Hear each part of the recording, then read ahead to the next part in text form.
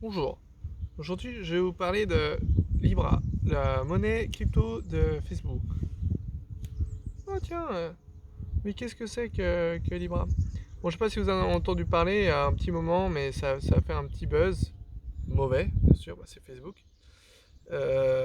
L'idée c'était de faire une crypto-monnaie. Le pitch de leur truc c'était ouais, on va faire en sorte que payer quelqu'un ça soit aussi facile que d'upload une photo, de partager une photo. Que ce soit aussi simple que de partager de l'argent que de partager une photo, en gros. Le pitch est plutôt bon, hein, genre ça marche, moi j'y crois, je suis ouais, trop bien, j'aimerais bien. Aujourd'hui, ils se sont fait lyncher avec comme critique principale, c'était ridicule, c'était ouais, on va quand même pas faire confiance à Facebook pour notre argent. Ils sont pas capables de protéger notre données. Et en fait, ce que je trouve étonnant, c'est que cet argument, il est débile. Et pourtant, j'ai vu des gens qui étaient pas débiles le sortir. Tu vois, c'est ça que je comprends pas. Genre, comme si c'était comparable, les données, aujourd'hui, comment les gens euh, voient leurs données et comment les gens voient leur argent. Tu peux pas comparer. T'as pas Facebook, ok, ils ont fait de la merde avec nos données. J'ai envie de dire, il y a un côté où c'était toléré, quoi. Enfin, c'est-à-dire que on est encore sur Facebook. Donc ça veut bien dire que on s'en fout. Tu vois, genre, dans le fond, hein, j'ai envie de dire, c'est juste que ils le savent pertinemment que les gens sont pas à cheval tant plus que ça que tant plus que ça. Plus que. Enfin, ils sont pas spécialement. En fait, ouais, ils s'en foutent un peu de leurs données, quoi. Et du coup, il y a un peu un problème si tu considères que ça va être de la même chose, qu'ils vont agir pareil pour de l'argent, quoi. Parce que forcément, ça va être différent.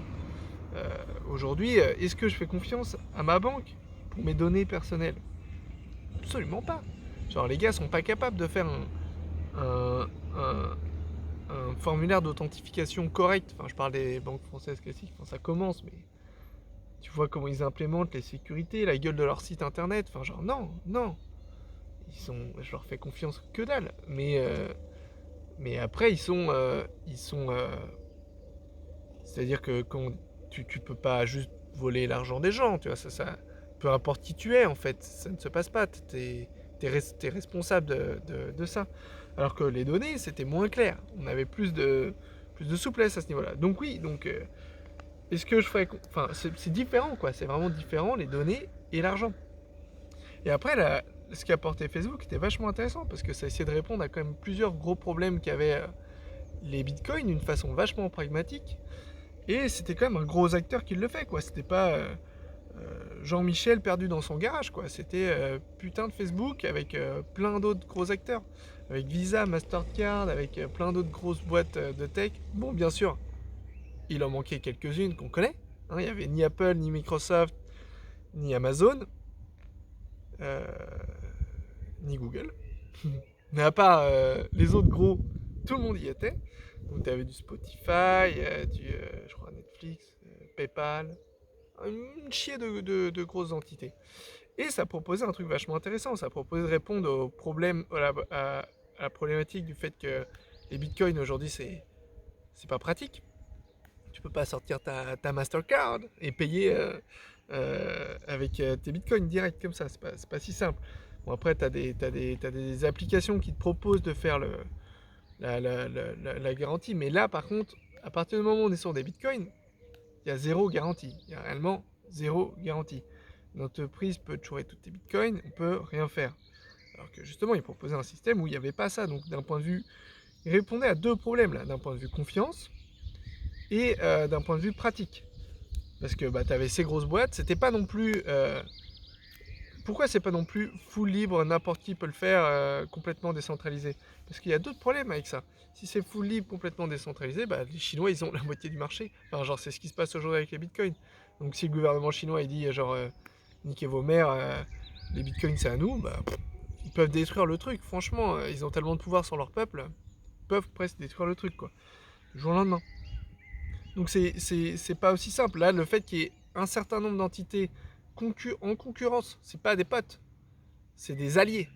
Allez, nuance. Et du coup, qui sont tous à essayer de... Bah, ça semblait être un compromis qui avait vachement de sens en fait par rapport aux options possibles, parce que une monnaie entièrement libre, bah, c'est ce qu'on a avec le Bitcoin, et ça trouve ses limites aussi, quoi.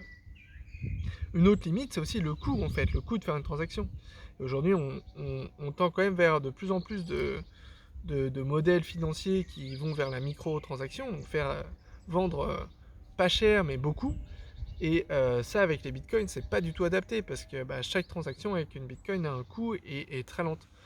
Donc voilà, donc tu avais une réponse aux problématiques de performance, une réponse aux problématiques de confiance, et aussi une réponse à des problématiques de stabilité, parce que la valeur de leur monnaie était indexée par rapport au prix au prix du pétrole, au prix du gasoil. Donc ça, c'était intéressant aussi, parce que c'était stable, quoi. On avait aussi répondu à un des gros problèmes qu'ont les bitcoins aujourd'hui pour pouvoir remplacer l'argent, qui est bah, c'est instable, et tu sais pas demain si le prix d'un truc peut prendre le double dans l'heure. Bon, j'exagère un peu, aujourd'hui c'est quand même un peu plus stable qu'avant, mais c'est quand même, tu vois quand même des gros crashs et des gros pics, quoi. Donc ça rassure pas les gens pour, pour remplacer leur argent, quoi, parce que tu vois bien que c'est pas stable. Après, t'as plein de personnes qui se disent au contraire, ouais, c'est une opportunité, on peut se faire plein de thunes. Et justement, c'est tous ces petits malins-là qui viennent là juste pour faire de la thune, qui font que c'est absolument pas stable. Parce que c'est les premiers à se barrer dès qu'ils voient que le cours il baisse, ça fait des crashs, etc. Bon, bref. Donc le fait que c'est complètement euh, soumis par les gars qui veulent se faire un peu de thunes dessus, bah, c'est aussi un gros problème qu'ont les bitcoins, et qui n'avaient pas, la Libra grâce au fait que c'était indexé. Donc franchement, c'était intéressant. Le fait de faire confiance ne se posait pas du tout, parce que tu avais plusieurs entités et que l'algorithme était entièrement open source, etc. Et que tu pouvais toi-même vérifier en fait les transactions. Tu pouvais pas être un élément acteur de la chaîne, mais tu pouvais être agir en tant que validateur de la chaîne, vérifier qu'il n'y a pas eu de gruge, donc n'importe qui pouvait avoir ce rôle-là. Non, c'était vachement intéressant, il y avait plein de trucs super intéressants dedans, et j'ai été surpris par à quel point ça a été euh, trash talk, en fait, juste par peur de Facebook. Enfin, genre, je trouvais ça bizarre, alors qu'en fait, les acteurs qui auraient vraiment dû avoir peur, c'était les banques, parce que concrètement, le jour où on a Libra, on n'a plus besoin de banque, quoi. Le jour où on n'a plus besoin de banque, moi je suis quand même plutôt content, parce que les banques, c'est vraiment des enculés. Genre, ils font pas semblant de l'être, ils le font à tous les niveaux. Pour travailler dans une banque, essayer de pas l'être, c'est très difficile de pas l'être. C'est tu joues contre vraiment des gens qui sont de l'argent à tous les niveaux. Par exemple, si on prend la carte bleue, à chaque fois que tu fais un retrait, et tu payes à chaque fois que tu payes avec ta carte, c'est taxé. Si tu retires de l'argent dans un DAB, un DAB c'est je sais pas comment, un point de retrait, distributeur automatique de billets, voilà, merci. Un DAB, ça te prend de la thune aussi, c'est payant, c'est cher, c'est genre plusieurs euros en fait à chaque fois que tu fais un retrait dans un DAB. On s'en rend pas compte, parce que c'est ta banque qui paye pour toi, là, aujourd'hui. Donc quand tu fais un retrait, si c'est pas ta banque qui a placé le DAB, eh ben c'est ta banque qui va payer, et ils se refont la thune par tous les autres DAB qu'ils ont mis. Donc c'est à chaque fois c'est pour ça que des fois ils font genre, si tu payes dans ton propre truc, parce que quand c'est eux qui te font le retrait, évidemment ils te vendent pas le service. C'est normal en même temps, c'est un service, un DAB, ça se comprend. Mais voilà, donc aujourd'hui c'est gratuit quand on retire, parce qu'ils nous taxent à tellement d'autres endroits que les banques peuvent repayer les frais de ces services-là. Mais c'est encore une espèce de mafia qui est en place, parce que toutes les grosses banques, elles ont plein de DAB, mais si tu veux faire ta banque, toi, bah, tu n'auras pas 1000 DAB, et du coup, à chaque fois que les gens vont retirer de l'argent, ils ont l'habitude que ça soit gratuit.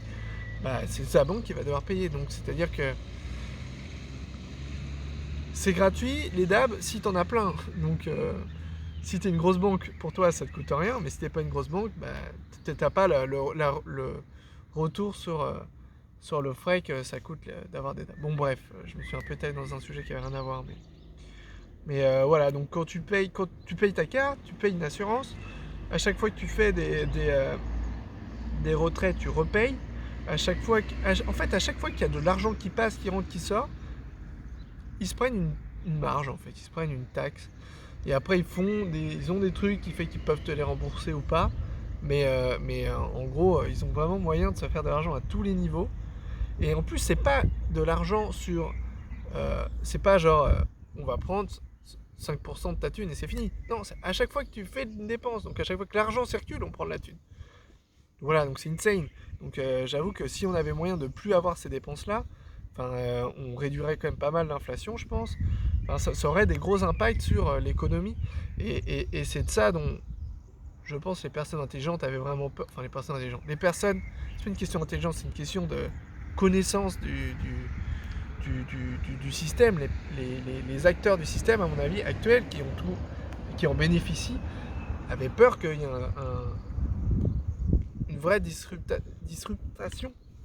Et pour moi, c'était vraiment, pour les gens, c'était vraiment quelque chose de positif. Et j'étais surpris de voir à quel point, même de la bouche de tous les gens avec qui j'en parlais, même des gens qui s'y connaissent, c'était juste, oh non, oh, Facebook, argent, non, jamais de la vie. Et voilà, et l'idée a été, genre, trashée par la presse. Voilà, bon, juste j'ai été surpris de ça, parce que pour moi c'était quand même vraiment un truc excitant et intéressant et assez. Qui faisait les sacrifices qui me semblaient être justes, et je me disais, putain, mais je me suis dit, si même Facebook peut pas le faire, en vrai, mais on pourra pas le faire, quoi. Genre, c'est chaud parce que j'ai quand même vachement d'espoir pour le fait que la crypto-monnaie remplace les banques, et là je me dis, putain, mais même si Facebook, qui te fait l'offre la plus clean possible, le truc qui fout moins la merde possible, et ben on leur met des bâtons dans les roues et on leur empêche de le faire, je vois pas comment des petites entités pourront un jour essayer de lutter contre un peu tout le système monétaire actuel en place. Donc voilà, donc sous couvert de peur, comme on utilise la pédophilie pour interdire les VPN, et ben on va te dire qu'il y aura de la cybercriminalité, et donc on ne pourra pas vérifier les transactions, alors qu'aujourd'hui, bon, ils ont plein d'autres alternatives pour. Bon voilà, c'est sûr qu'on le rendrait plus facile, donc du coup, il n'y a plus que ça qui compte. On va se priver de. Enfin bref, c'est vraiment, on utilise la peur pour contrôler, quoi. Et je trouve ça dommage.